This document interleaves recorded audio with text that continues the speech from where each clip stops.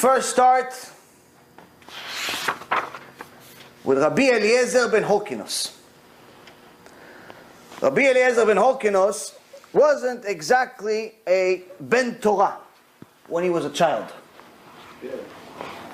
As a matter of fact, according to many sources, until he was 28 years old, he knew nothing. To a point where he didn't even know how to read or write. 28 years old. But his father was Holkinos, Shiur, multi-millionaire. Huge. One day, Eliezer is working and he sees this material world is worthless. He's like, I know the truth. It's in Torah. I want to go learn Torah. But he's like, where am I going to start? There's no yeshiva. There's no local yeshiva. There's no TorahAnytime.com. I'm going to learn Torah.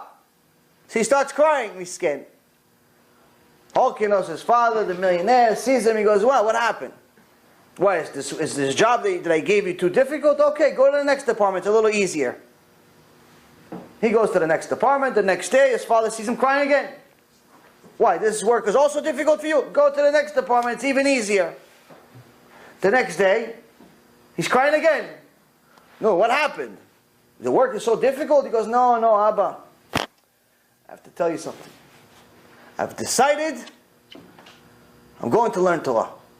Torah? What Torah? You're 28 years old. If you told me when you were a kid you wanted to go learn Torah, then okay, then you could be something someday. Start learning. First you have to learn Aleph Bet. You have to learn something. You don't know anything. You're 20 years old. Get married. Take over the business. Make a few million with your brothers. And that's it. No, azov otcha. Once you retire or something, you can learn some Torah. Make your money first. No. Make your money. Build a castle. What do you got to do first? First, you build a factory. Then you build the castle. Then you go learn Torah. You can't build the castle then the factory because then you can't pay for the castle. You have to build the factory first. Then the castle. And then you go learn Torah. That's the mindset of the secular mind. B'ezrat Hashem, at least they're going to learn Torah one day. But in reality, what is it supposed to be? The same thing that Yaakov Avinu did. Yaakov Avinu, when he found out that his son is a millionaire, he's leading Egypt, he didn't say, oh, great, finally I can retire. No, what did he say? Yudah, go over there to Goshen, build me a yeshiva. Then I'll move. Until the yeshiva is not finished, I'm not moving. He didn't say, go build me a house. Yeshiva. Build me a yeshiva so I know there's going to be Judaism there. I know I can learn Torah. Castle after, the house, this, my son being a millionaire doesn't matter to me at all. I need a place to learn Torah. So we have it twisted. And Holkinos, even though he was a righteous man, also had it twisted. So Eliezer couldn't take it and he started crying hysterical until he had the merit for Hashem to send him Eliyahu Navi. Eliyahu Navi came to Eliezer ben Holkinos and he said, why are you crying, son? And he says, I want to learn Torah. Because then you should. So immediately, this is the first time anyone's ever supported him saying you should learn Torah. Everybody's saying, are you crazy? You learn Torah? Go make money. Your father's a millionaire. Your father's a millionaire. What do you need to learn Torah for? Go, it's your family business. You're married already. Go find yourself a girl, build yourself this, build yourself that. What do you need to learn Torah for? Hire somebody to learn Torah for you. Give $500 a month to an Avot, he'll learn for you. You get the mitzvah anyway. What do you care? First time you hear somebody says, yeah. Go, you should. He gets excited. He goes, where can I go? Where can I go? He goes, go to Yerushalayim. There's a rabbi called Rabban Yochanan. Go to him, he's going to teach you. Who's Rabban Yochanan? Rabban Yochanan is Gdol Ador. He's telling him, go to the Gdol Ador, he's going to teach you. You don't even know Aleph Bet. You don't even know Aleph Bet, go to Rabban Yochanan. He tells him. סליחה, יש לי לספר שתי סידורים, זה אפשרי? סידורים יש לך? כן. לא, שתי סידורות פרחים. כן, אז אני דקה יכולה לך. So, it says to him, go to the Gdol Ador, the one that can revive the dead, the one that knows things that we can't even understand, and he'll teach you. So Eliezer goes to Yerushalayim, and he goes to the yeshiva, and he listens to the first shiur by Rabbi Yochanan. And all of a sudden, Rabbi Yochanan hears somebody crying. Somebody crying from the students. He goes, who's crying? He goes, who's crying? Who's crying? And they'll point to this little new guy, Eliezer. He's like, why are you crying, son? Because I'm here listening to you for all this time. I don't understand even one word that you said. I don't understand anything. Rabbi Yochanan saw the love that he has for the Torah and for how much he wanted Torah. They said, don't worry. I'll give a couple of avrechim, a couple of my students. They're going to come teach you. They're going to sit with you. They're going to teach you. Beseder. So that's what they did. And they started teaching him, and teaching him. And every day they're teaching him more. And Rabbi Eliezer ben Hokinos, nothing was ever enough. He learned one Mishnah, he wants another Mishnah. He wants one commentary, he wants to learn the other commentary. One Gemara, another Gemara. Nothing's ever enough. The more you give him, the more he wants. Just like we have desires for money, you give him 100, he wants 200. He asks for Torah. You give him one Mishnah, he wants 2 Mishnayot. Non-stop, more Torah, non-stop. Eventually, becomes a knowledgeable guy. And one day, Rabbi Yochanan comes to the yeshiva, and he smells something not so smelly, not so delicious like these flowers that we got interrupted for. He smells something not so good. He looks, because you're not allowed to pray or learn if there's bad smell. Not allowed to pray or smell, or if there's bad smell. If there's bad smell in any place, you're not allowed to pray. Or learn. You have to remove it. So, he looks, eventually finds out where is it coming from, this awful smell that he could smell from 100 yards away. The mouth of Rabbi Eliezer. Find out, how is it possible? His mouth is so smelly. He's probably fasting. He's not eating, and eventually it creates a problem. So he asks the 2 people that are hosting him, because he's in a hotel where they don't feed you, they're just a hotel to sleep in. It's like, what are you feeding him every day? You give him food? He goes, no, he never eats with us. He goes, so what does he eat? He goes, I don't know. Okay, so let's ask the Baal Habayit. Let's go ask the person that he's staying in his house. Go find out for me and tell me. So the students go over there, they go to the Baal Habayit and they say, okay, what do you feed Eliezer every day? I don't feed him anything. He eats on his own. He goes, what does he eat? He goes, I don't really know what he eats, but I know that every so often he goes behind his bed, he has this sack. He grabs something from the sack, he puts it in his mouth, and that's it. So can we see it? So they go inside, they move the bed, they see the sack. What's in the sack? Bots. Mud. He's eating mud for months. How can someone live like this? The news comes back to Rabbi Yochanan. Rabbi Yochanan understands this is a special person. He didn't want to bother anyone. He didn't want to annoy anyone. He didn't want to interfere with anyone. He didn't want to take any risk for him to chas v'shalom be thrown out of yeshiva, to be an expense on anyone. So he said, just give me Torah, I'll figure out the rest. And he was eating mud for months. Eat mud once. Try once. Try once. Feel what he felt for months. So Rabbi Yochanan said, that's Mesirut Nefesh Torah. And he gave Rabbi Eliezer ben Horkanos a blessing. He says, just like the smell of Torah the smell in your mouth came for Torah, only amazing smell, only amazing things will come out of the Torah that you will actually inherit in general. One day,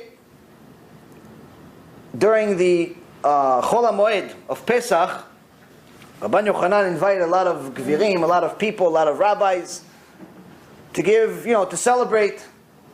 And he asked the Rabbi Eliezer to speak, give a speech, give Shiur Torah. No flowers though. Schnitzel? No schnitzel. Schnitzel they already ate before. Before I was finished, I started on time. So, he says, give a speech. He goes, no, Kvod Harav, what could I teach that my teacher doesn't know? He goes, no, you know, I give you something, you develop it. You're a big chacham. He goes, but maybe you're shy, you're embarrassed because I'm your teacher and I'm here, and you don't want to teach next to me. So what I'll do is I'll leave. I'll leave and you teach. So immediately, Rabbi Eliezer jumped up, no, Kvod Harav, and he started teaching. Start teaching. They said, no one's ever heard anything he said before. Everything was chidushim. To such an extent that his face started lighting like Moshe Rabbeinu's face lit in Mount Sinai. And at the same time, who comes in? Who was also invited? His father Hokenos. Why did his father come to town for? He came to town to see his rabbi, Rabban Yochanan. To tell him, listen, I made a swear many years ago that once my son leaves, I'm removing him from the will and giving everything to his brothers. So I came to the rabbi to confirm it. So he comes in to go see his rabbi, but then he hears the shiur. He sits down with the shiur. He's like, it's a lot of people. He just hears this amazing chidushim, sees this light about everyone. He doesn't understand what's going on. He says, who is this rabbi? Who's this rabbi?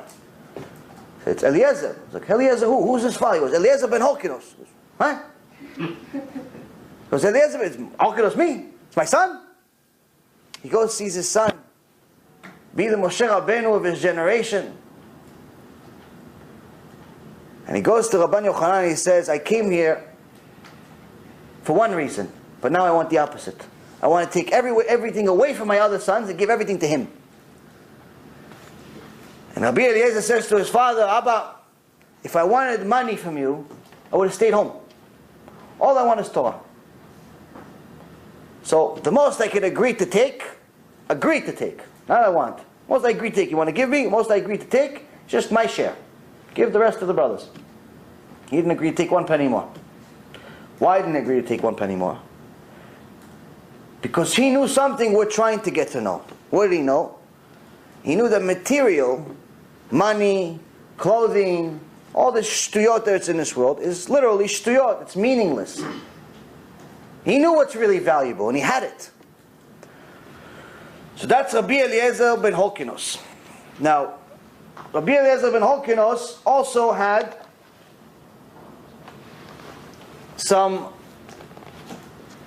amazing stories in the Torah. There was a big disagreement between him and Rabban Gamliel and all of the sages, where in the Gemara Masechet Gitin, page 56, in Gemara Bava Metzia, page 59, there is a big argument between Eliezer ben Hokinos and all of the sages about halacha of tahara, of purity, impurity, in regards to making a oven. And he says, listen, I got this from this halacha from Moshe Rabbeinu, I know I'm right. All of the other rabbis are saying you're wrong. He says, okay, if I'm right, the tree, Hashem's going to give me to make it happen, He's going to cut the tree in half. Boom, it happens. Tree cuts in half. Rabbis say, we don't learn halachot from trees. Next thing he says, if I'm right, the water from the river that goes in one direction, it's going to go the opposite direction. It's going to go against the current. Or opposite, reverse. It's going to change nature for me. Boom, that's what happens. The river starts going backwards. What do rabbis say? Sorry, we don't learn halachot from rivers. And there's a few other ones. One time he says, if I'm right, the wall of the Bet Midrash is going to topple over. And one of the other, I think it was Rabbi Yehuda, stopped it. He goes, okay, stop, enough. We don't need to kill anyone. He says, if I'm right, there's going to be a bat call from Shamayim saying I'm right. Hashem will send a voice saying Rabbi Eliezer is right. You want more than that? And as you would have it, a bat kol came from Shamayim and says, why do you disturb my son Rabbi Eliezer ben Horkinos? Don't you know the halacha is always like him? Meaning he's always right? And the rabbi said, we're sorry, but we don't learn halachot from a bat kol. Hashem gave a law to Am Yisrael, and he says the majority rules, not a bat kol, not a one person. Majority, rabbis, we have an order. Yeah, but there's a bat kol, Hashem just spoke. He gave us the rules. We're listening to the same Hashem. We're following his rules. I can't just decide that this Gemara means this because I decide that it means that. We have a system. How do we know the system? From our rabbis, who know from their rabbis, from their rabbis, to their rabbis. And that's where we know that we don't have a rabbi, the whole system collapses. So now, Rabbi Eliezer ben Horkinos says, listen, I know the truth, I can't leave it. I can't change my mind. I know, I understand, I know the laws, but I can't change my mind. Says, because you're not going back, you're not turning your mind, you're not going with us, we'll put you on cherem. No one's allowed to learn from you anymore. You're not allowed to be part of the Beit Din anymore. This is Rabbi Eliezer ben Horkinos, got thrown out. Got thrown out until almost the end of his life. And Chazal says, in the Gemara, the day that they actually put him on cherem, Hashem decided to destroy the world.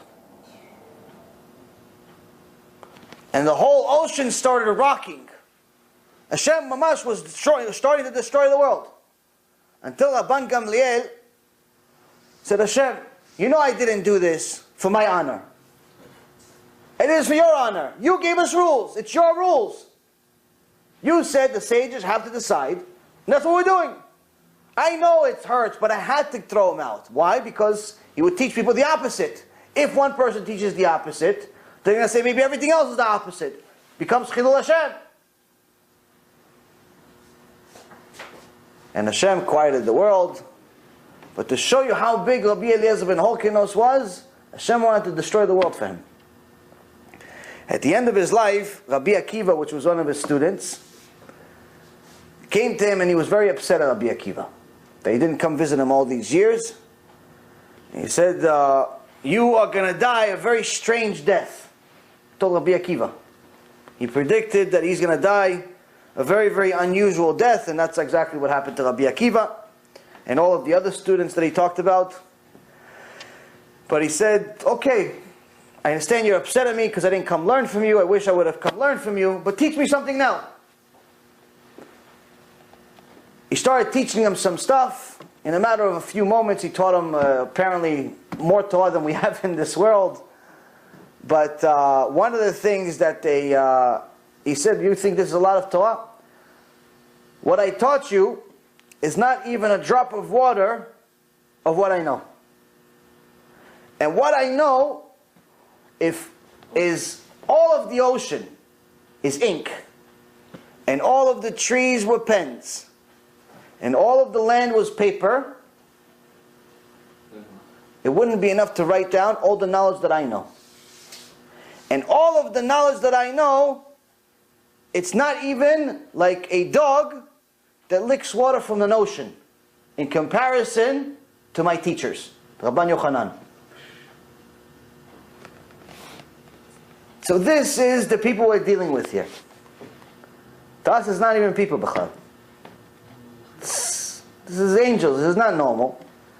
So it's important to know these things about the sages, because before we decide that we agree or disagree with them, we have to know who we're dealing with first.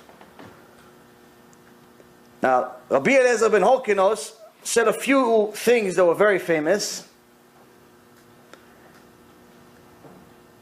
In the Gemara Masechet Eruvin, page 63a, he says if a person rules a point of law in the presence of his teacher, chayav mitah.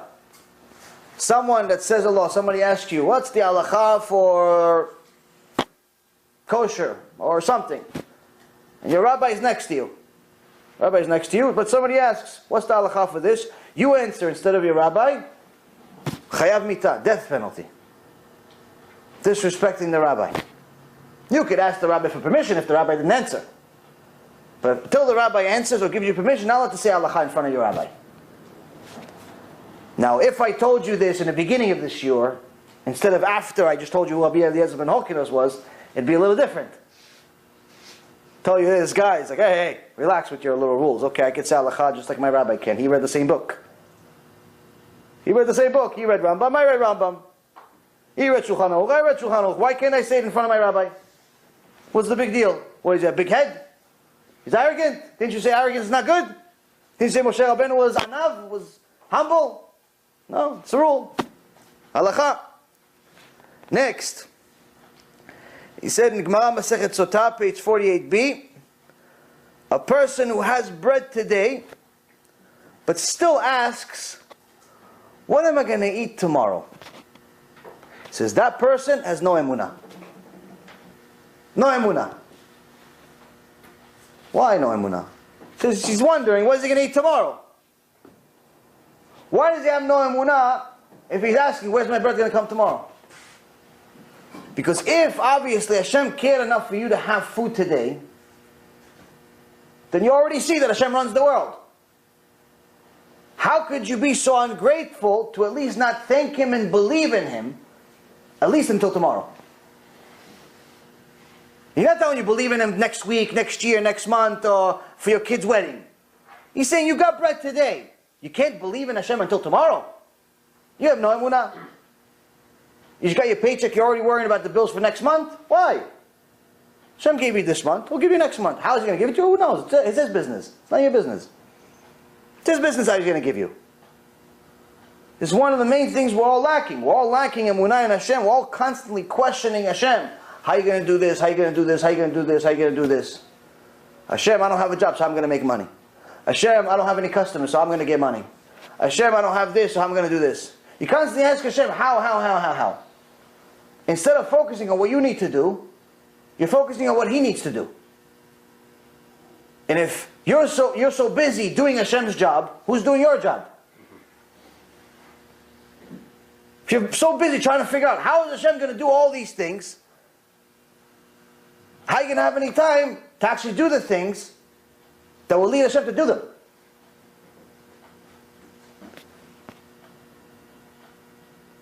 And last but not least, in Masechet Yevamot, obviously he said many things, but this is three famous ones. Masechet Yevamot, page 63b, he says, whoever refuses to have children is considered a murderer. This is because of the very same issue that we've talked about. Baruch Hashem, we had several shiurim about the issue of wasting seed. When someone decides, I don't want to have kids, obviously they have to do something. They're still a guy, they're still a man, they still have needs, they still have a wife. They didn't become a statue. Which means that if you're going to intentionally not have kids, that means that the sperm is going in the wrong places. So Rabbi Eliezer ben Holkinos says, just so you know, in case you're wondering, we already knew 2,500 years ago you were murdering 300 million people each time. They already knew. They already knew it was murder 2,000 years ago. We didn't just figure it out now with the scientists. We didn't need scientists. Rabbi Eliezer already knew. He already knew that every little cell has a name. Every cell has a name. Every cell has a potential neshama that's supposed to come to this world. And you decide, no, I don't want it. So you create a little Holocaust times 1,000 every day. No, I don't want to ruin my wife's body. I don't want to ruin her body. She's so nice, pretty, she's 22 years old. I'm not ready for kids. Oh, the best. We don't have any money for kids. Tuition? What tuition? The kid's a baby. No, but who knows if I'm going to have the money? Let me get the money first. Enough money for the yeshiva. Then I'll have the kid. So by the time he gets the yeshiva, it's already grew. Because I'm invested in Microsoft stock with dividends. All this shtuyot are in people's head, thinking that they're responsible for the money. The kid comes with money. Hashem sends him with the money. Once you make rules that are against the Torah, why does Hashem get upset? He says, because you're pretty much saying that I'm wrong. When you make a rule that's against my Torah, you're saying that my Torah is wrong. My instructions are wrong. I manufactured you, but I made a mistake in my own creation. I said bring kids to the world, I'll give you parnasah. I say have shlom bayit, I'll give you parnasah. I say don't waste seed, I'll give you parnasah. I say be honest, I'll give you parnasah. I say keep Shabbat, keep mitzvot, I'll give you parnasah. You don't do any of them, and then you complain to me.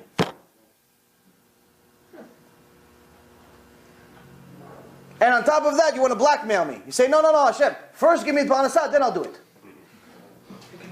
And sometimes Hashem does it. Sometimes Hashem gives you the parnasah, He gives you not parnasah, He gives you a lot. He gives you a Ferrari, and a penthouse, and another house, and a vacation house, and if that's not enough, you get another house, and the plane, and everything else. What happens? You become the biggest kofar, you have a website against rabbis. Why? You say, Kochi ve'otzim yadi, I made all of it, I don't need God. Secret gehenom. So, Rabbi Eliezer ben Olkenos was a very, very tough sage. One time, it didn't rain for several days, the Gemara says, and he told everybody that we have to fast. We have to fast several days until it starts raining. After the 13th day, it still didn't rain. 13th fast, they did already, still didn't rain. But everybody left the shul, like we leave the shul after Yom Kippur. How do you leave the shul at Yom Kippur? Everybody's happy, yeah, all of a sudden you're not hungry. You haven't eaten 24. An hour before the fast, you're dying. Fast is over, no, you don't even want to go home. You just want to hang out with the guys. All of a sudden we don't eat. No, just give me a candy, it's fine. Give me a little sip of tea, I go fast for another 2 weeks. You ever notice that? During the fast, 8 o'clock in the morning, no, I can't wake up for prayer. I'm dying from not eating or drinking. I can't go pray. I want to sleep all day. I can't. I haven't eaten the whole 6 hours. The fast is over. All of a sudden, we don't want to go home. We want to hang out with the guys, plan a vacation, plan a barbecue, plan this, plan that. All this shtuyot that we plan, all of a sudden, the Yetzirah doesn't bother us. Right? Why? There's a rule in the Torah. Mayim gnuvim impactul. Stolen water are sweeter. When we're not allowed to do something, that's what we want to do. Water, if you steal it or you buy it, stays the same. Actually, check those. Check. What is the same? You stole it or you bought it, it's the same. But if you stole it, you say, no, it's sweeter. What's sweeter? It's the same flavor. Same thing with mitzvot. The things that you're not allowed to do, that's what you're going to want. They actually did an experiment on this. They showed guys identical twins. Women, identical twins. They said, which one's prettier? They look exactly the same. Everyone said, the one on the left. Why? We find out later, she's married. So even subconsciously, the Yetzirah convinces us that that's what we want. They look exactly the same. It's the same person. But they want that one, the one on the left. Why? She's married. She's prettier. Mayim gnuvim impactul. So, Rabbi Eliezer ben Olkenos says, you're leaving the kila, you're leaving the prayer. The rain didn't start 13 times. So everybody's like happy, like what can we do? We prayed, we did our job. So Rabbi Eliezer says, did you finish digging your graves yet? Because we're going to die. Rabbi Eliezer says something like this. It's very scary. Everybody started crying. Everybody started crying and ran back to shul. 2 minutes later, rain started. He goes, okay, now I know you prayed. What's the prayer all about? We go to pray Shachrit, Mincha, Arvit, Yom Kippur, Shabbat, Rosh Hashanah. What's the prayer for? What does Hashem want from us? He really needs us to repeat these words. What does He want? He wants your heart. He wants your heart for a few minutes. Give me a few minutes. Why did it make the prayer so long? If you look at the Siddur of Avraham Avinu, it's not even 10% of our Siddur. You look at the sages even from a couple of 100 years ago. You look at their Siddur, our Siddur, it's not even comparison. And I'm not talking about English and Hebrew. Talk about just the basic siddur. It's much, much bigger. Much bigger today than it was 1,000 years ago, 2,000 years ago. Much, much bigger. Why? Back then they connect to Hashem like that. They'd meditate an hour, according to Gemara Masechet Brachot, an hour before prayer. Then the prayer itself, another hour. Then to get down from the high level they got to, they'd have to meditate another hour.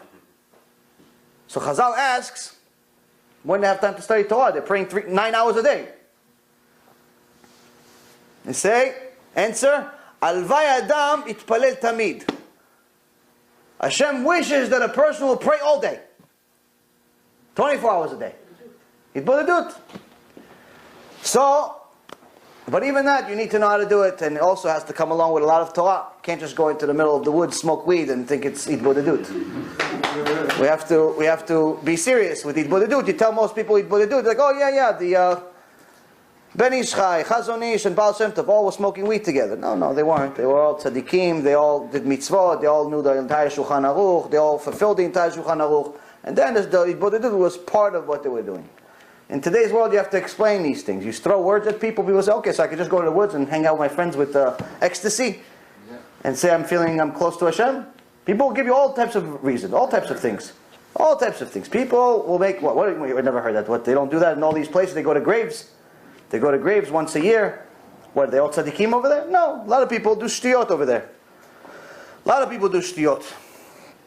So anyway, the key is to, wow, this Facebook may die out soon because my battery's dying. But anyway, the Rabbi Eliezer ben Horkonos was a very, very serious person. And there was no shortcuts. There was no, hey, listen, you could just do half the mitzvot and you have nothing to worry about. He actually, if you look at it, every time he's mentioned in the Gemara, every time he mentions in the Torah, he's the ultimate rebuker. No gray area. It's black or white. If it's true, it's true. If it's not, it's not.